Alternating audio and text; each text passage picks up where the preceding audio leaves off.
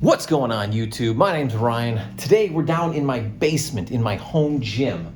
And as you can see, we have some decent equipment down here, but the rest of it leaves quite a bit to be desired. We don't have any storage for anything, so we have no storage for our lifting belts, our weights. We've got bands and jump ropes laying on the floor, our shoes. I've got some electrical cable on the floor for some reason. It's a mess, and it's about time we get this cleaned up nice. So this is probably gonna be a few videos worth of stuff. I got insulation I wanna put in the walls, stuff I need to do up in the ceilings.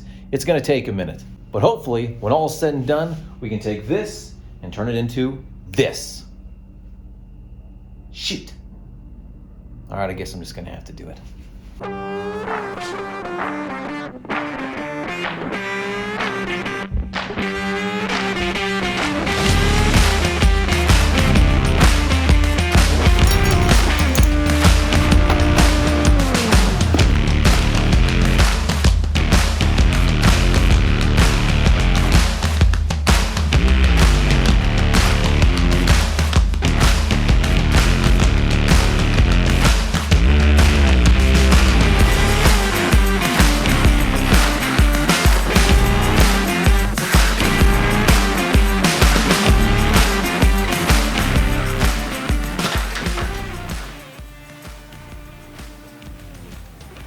If you're wondering what these white tubes are, they're from my heat recovery ventilation system. If you don't know what that is, it looks a little something like this. Pay no attention to the trash and junk lying around. Don't judge me. So what I have is a Zender 550 unit, and what this is doing is it's intaking fresh air from outside while it's exhausting stale air to the outside. And when it's exhausting that stale air, it's transferring some of its heat to that incoming air through a heat exchanger in the main unit, tempering it before it enters the building. So I know this specific thing probably doesn't apply to most of you, but what might apply, and the reason I wanted to keep this in here, is just keeping your materials organized, thinking ahead. I threw some of this stuff together in here, and I regretted it, and I hated looking at it every time I saw it. So think ahead. Keep your materials organized, whether it be ventilation tubes or wires or pipes. Even if you're ultimately going to cover the stuff up behind walls, it just pays to keep your job site neat and tidy and organized. Plus, it just looks more professional. Okay, I guess that's all. Moving on.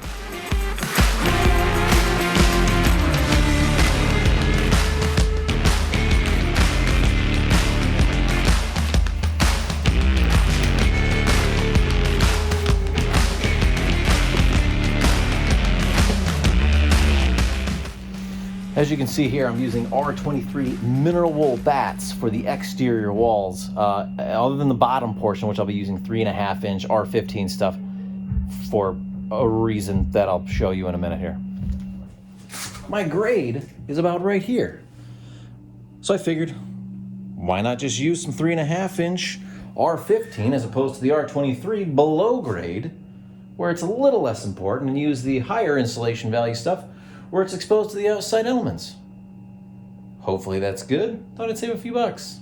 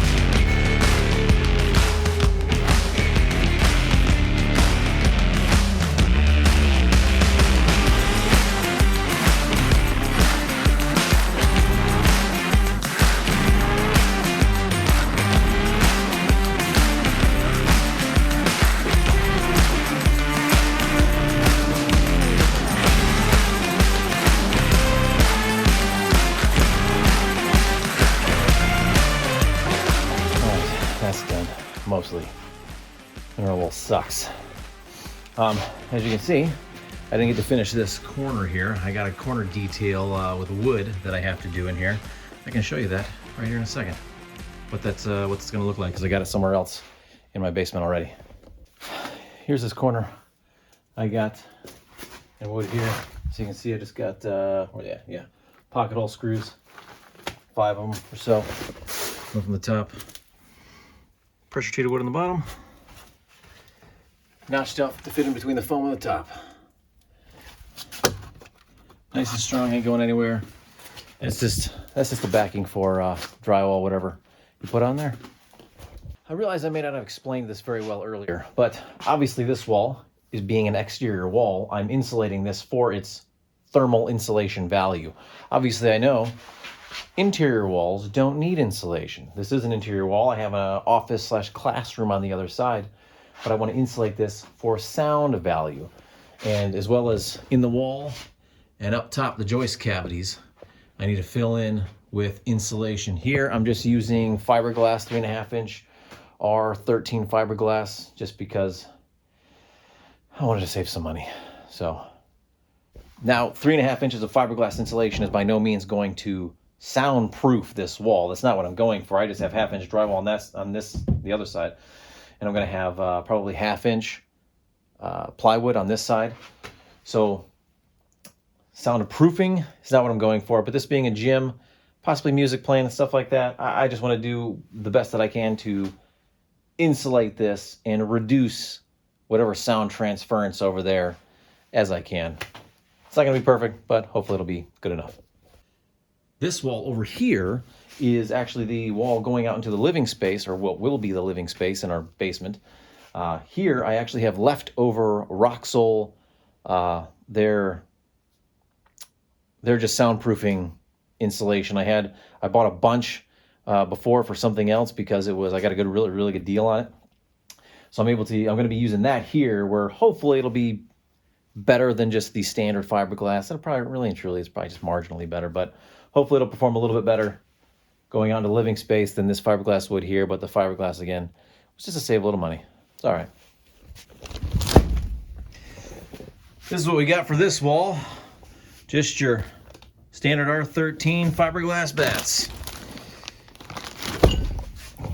Let's get to it. Actually, hold up. I want to start up here in the joist bays. So let's get to that now.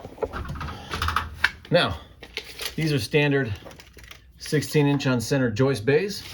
So all I got to do is cut them the height length, which is right about 1 foot. Just got to cut a bunch of 1 foot pieces and should be good to go.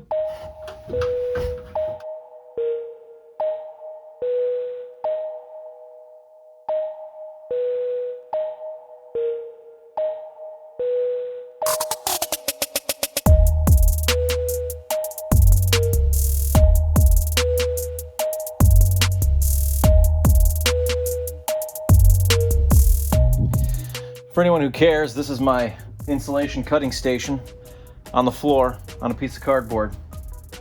Use what you got, man.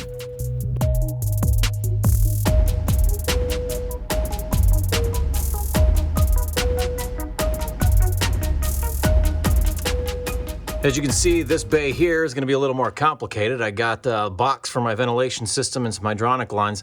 I'm going to be going behind this wire just like the rest of these bays, so that's not a problem. I'll just be tacking this up later to make that look a little bit nicer. I'm not one to just throw the bat up in here and just hope for the best. I'm not a schmuck, so I'm going to cut around this stuff right to hopefully seal this off as best I can. All right, let's do it. All right, I'm going to give this a fit and see how it goes. As you can see, I got cut out for my box, cut out for my hydronic water lines. Hopefully it's good so I didn't just waste this piece of insulation. To cut the insulation, I just use a bread knife. You can get insulation knives. I've had them. I think this just works better. And after my wife yelled at me for using the kitchen one, I just went and bought this one. And it works great. Would you just look at that? That is real nice. Don't just shove insulation into places. Take your time, cut around obstacles. Whether it's for thermal or sound absorption, it's going to be able to do its job better when it can better seal around the objects it's there. It's there, that or there. And also, I haven't decided yet, but I could, if I'm that worried about it, I don't know if I am, I could insulate the other side of the bay to get more sound absorption. I don't know. I can decide that down the road. That's fine.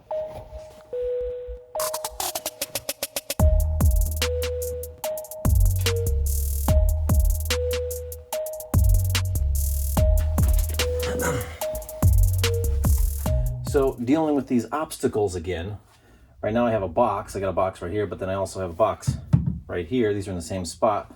So I'm going to use this box as a guide to cut around the box on this side. I see too many people shoving insulation behind electrical boxes. Don't do that. Whenever you compress insulation, you are ruining its ability to insulate at the value it's specified to insulate. Now here I have pretty deep boxes, so I've only got maybe a half an inch back here anyway, so I couldn't shove it there if I wanted to. I also have a cord, my electrical line running back here. For that, I just score the insulation about halfway through, half the depth of the insulation, and just wrap it right around. Don't shove it behind them. Don't just try and compress it over top. Again, whenever you compress the insulation, it's not doing the job that it needs to do. All right. So let's go ahead and cut this. Like I said, I can just use this guy as a marker here. I'm going to take it down a little bit. Don't get exactly on there. That way you can have a little bit of compression, a snug fit around the box itself. So I'm just going to score these here. Careful not to stab any electrical wires here. Now you could, I just thought it'd be easier just to put it in place and cut it where it needs to be cut. You could obviously measure and cut out and then just put it in. That's what I did with the joist bay up top. But this, I just thought would be easier over here.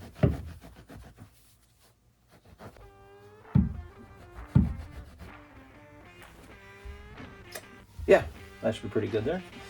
And it says I got electrical line right here.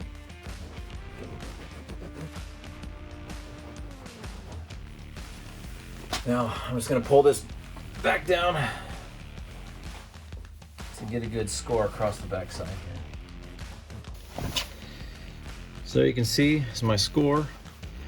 About halfway through, that'll wrap right around the wire and everything will be beautiful. And I got this cut out here, right for the box. I'll be able to shove right around there.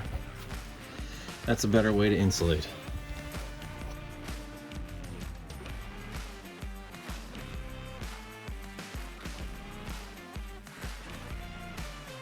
There you go, that looks pretty good. Don't cut stupid corners, just do it right.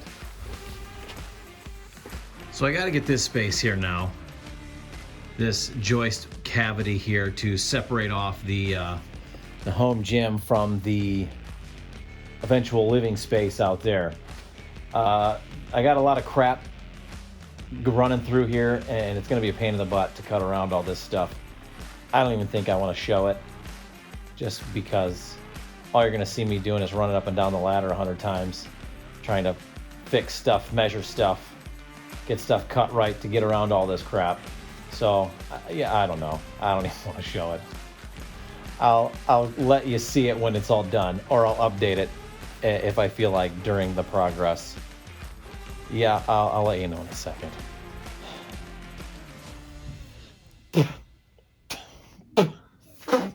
Ugh. Stupid.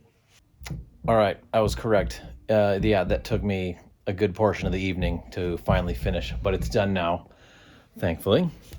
You can see up here, I ran insulation across the whole bottom, as well as vertically up throughout the bay itself.